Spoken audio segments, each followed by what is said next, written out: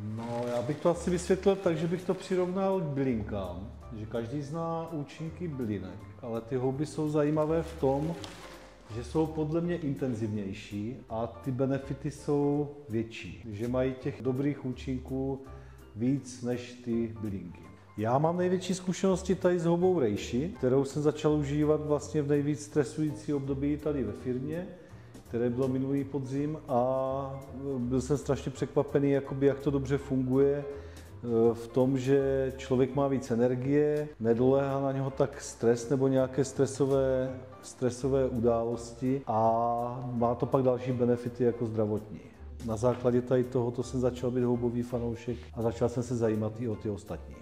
Funkční sirupy znamená to, že jsme vymysleli sirupy z adaptogenních nebo funkčních hub, které mají příznivé účinky pro zdraví. A forma toho sirupu, nám jsou sirupy blízké, takže jsme udělali silnou maceraci. Ten sirup se dá použít jako na x způsobů. Můžete ho přidávat prostě do čaju ráno, do kaší, anebo normálně s vodou, tak jako klasický sirup. No a další důvod je ten, že samotné ty houby, protože to jsou cytoplasníci, většinou nejsou chuťově dobré, takže tady v tom sirupu jsou ty chutě tak dobře zakamuflované, že je to uživatelsky příznivé. No, liší se hlavně tím, že si tady z toho tu smaženici asi neuděláte, protože třeba ta čaga roste jako na bříze, je to cytoplasná houba a je tvrdá jako třeba korek, takže má úplně jinou strukturu a úplně jiné vlastnosti. Zároveň i ta chuť je trošku extrémní, protože je to, jak kdybyste si vyvařili nějakého choroše.